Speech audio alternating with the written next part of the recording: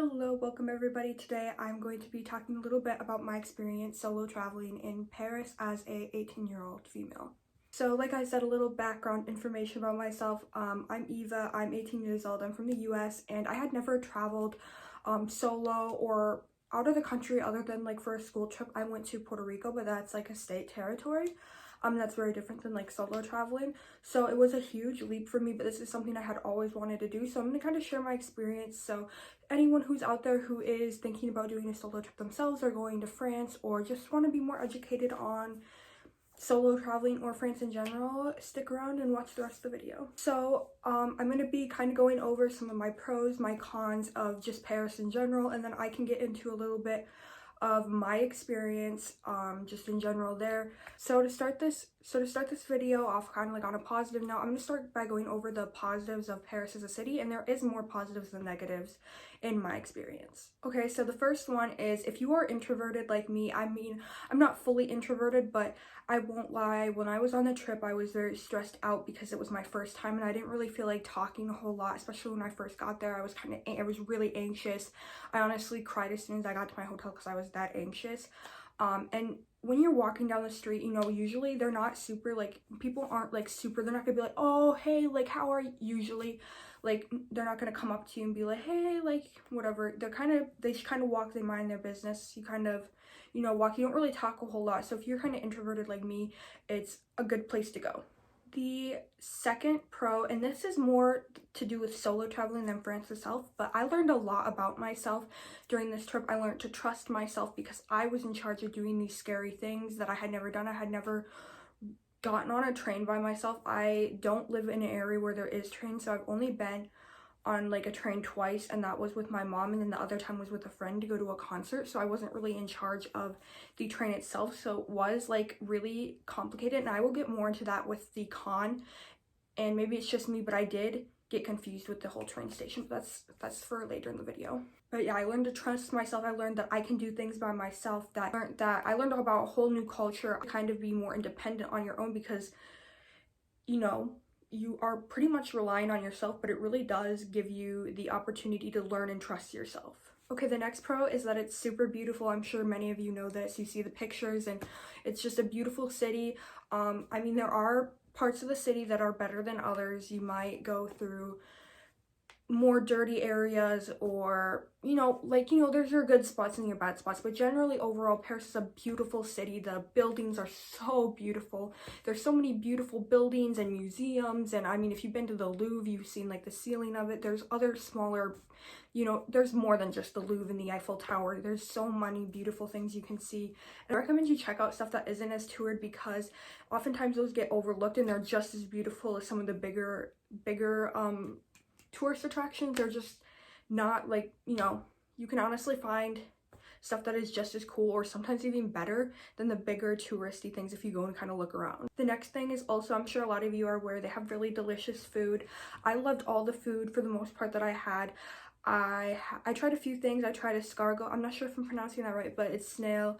I mean, that was something I wanted to try. I had duck, I had steak, I had crepes, I had all sorts of stuff, and I really liked all the food there. And honestly, it wasn't as expensive as I was expecting, because I genuinely looked for like non-upscale restaurants, just kind of like, your general restaurants where I could try stuff without going to upscale. So yeah, next thing is, like a lot of other cities in Europe, it's pretty walkable.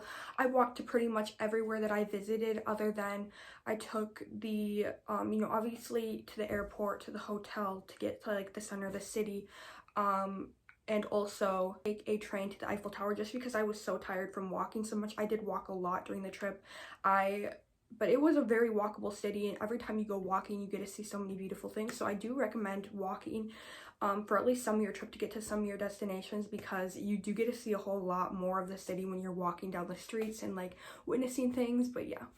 Okay, now I'm going to get into the cons, and I only have around like 2 big ones that are on Paris, the city itself.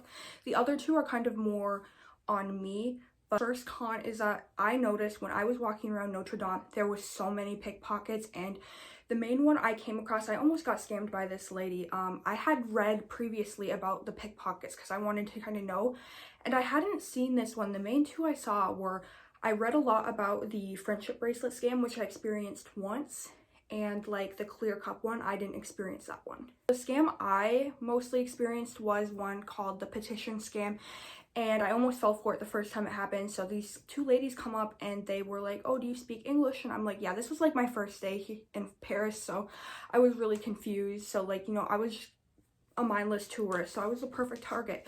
But they come up to me, they're like, oh, do you speak English? They have these little clipboards, and I'm like, yeah.